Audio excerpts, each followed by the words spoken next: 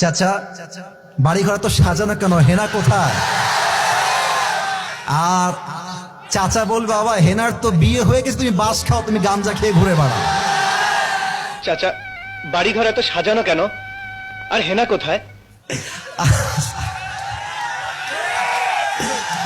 টাকা দেখলে আর সরকারি চাকরি দেখলে টাকলার সঙ্গ বিয়ের পিড়িতে বসে যায় না, এমন মেয়ে তো বাংলাদেশে নাই। আরে নাই, আরে নাই রে ভাই। থাকলে আল্লাহ হেদায়েত দান করুক, পড়েন সবাই আমিন। এজন্য আমি বলি, পকেট শূন্য থাকা অবস্থায় যে আমাকে হালাল ভাবে বিয়ে করতে চাইবে সে তো আমার ভালোবাসা পাওয়ার যোগ্যতা রাখে। আর যে আমাকে প্রতিষ্ঠিত হওয়ার পরে চাইবে, বুঝতে হবে সে আমাকে ভালোবাসে নাই, সে আমার অবস্থানকে ভালোবেসেছে। আচ্ছা, তোমরা কি জীবনে ভালো কিছু করতে চাও কি চাও না? ভালো মেয়ে বিয়ে করতে চাও কি চাও না? আব্বা আম্মার মুখকে তোমরা উজ্জ্বল করতে চাও কি চাও না? আমি আজকে এমন কিছু কথা নরসিংদের মাহফিলে বলবো যেটা আমি আগে কখনো এইভাবে বলার সুযোগ হয় না। আজকে বলবো কারণ আমার সব ভালোবাসার মানুষগুলো আমার সামনে দাঁড়িয়ে আছে, বসে আছে। আমি তোমাদের সবাইকে অ্যাড্রেস করে একটা তিতা বাস্তব কথা বলতে চাই।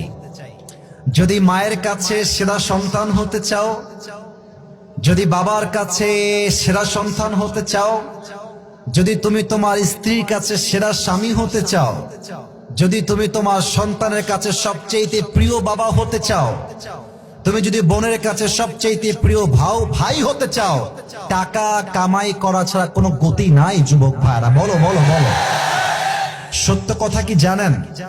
পুরুষ মানুষ যতদিন টাকা কামাই করতে পারে সবার কাছে প্রিয় থাকে, আর যেই দিনে টাকা কামাই বন্ধ হয়ে যায় আপন মানুষগুলো সব পর হয়ে যায়।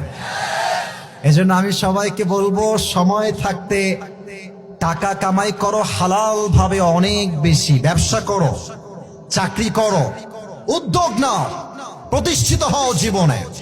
যদি তুমি তোমার জীবনে হালাল ভাবে অনেক টাকা কামাই করতে না পারো যুবক ভাইরা, একদিন সময় আসবে তোমার জীবনে হয়তো তুমি এসে বলবা, চাচা বাড়ি ঘর তো সাজানো কেন, হেনা কোথায়? আর চাচা বলবে বাবা হেনার তো বিয়ে হয়ে গেছে, তুমি বাস খাও, তুমি গাঞ্জা খেয়ে ঘুরে বেড়াও।